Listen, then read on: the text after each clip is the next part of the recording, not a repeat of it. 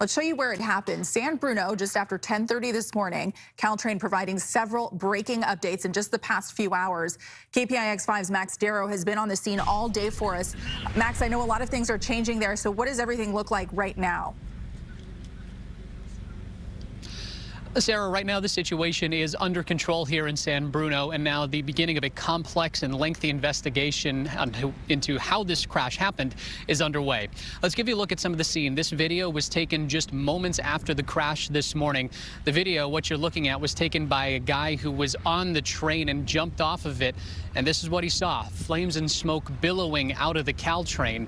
Investigators say this is the aftermath of the crash that shouldn't have happened in the first place, because the Caltrain struck two pieces of equipment that should have never been there on the tracks in the first place. Now, we're told that 13 people have been injured, including the train engineer and the person operating that equipment that was on the tracks. Several people, including a handful of passengers, were taken to the hospital, but everyone is expected to be okay. There were around 75 passengers on the Caltrain at the time of the crash. Several of them told us they felt a jerking motion. They didn't know what was happening. And then all of a sudden, they saw smoke coming from under the train, and they knew they had to get off quickly. Listen to this. It was pretty chaotic. There was maybe 15 seconds where no one knew what to do, so some people started opening up the emergency exits in the window. Some people actually jumped out of the windows. 4 passengers were taken to the hospital. Everyone else was treated on site. This is not exactly a happy day, but we're glad that it is not worse than it is. Officials say by the time the engineer got eyes on the equipment, it was too late to stop the train. But again, that equipment should not have been there in the first place.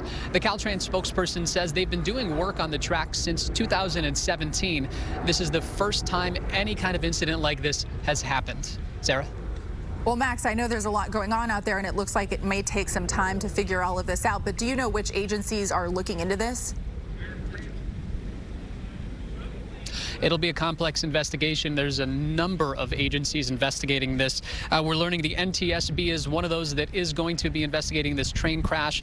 And also, we're told that Cal OSHA has gotten a report of the incident, and their division is also investigating as well. Sarah? Max, thank you so much for that live report. We appreciate it.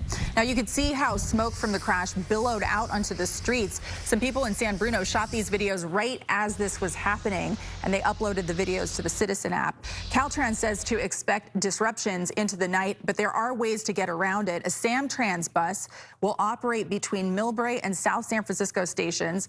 BART is also helping provide rides, and there is local service between South San Francisco and San Francisco, as well as Millbrae and the Caltrain station in San Jose.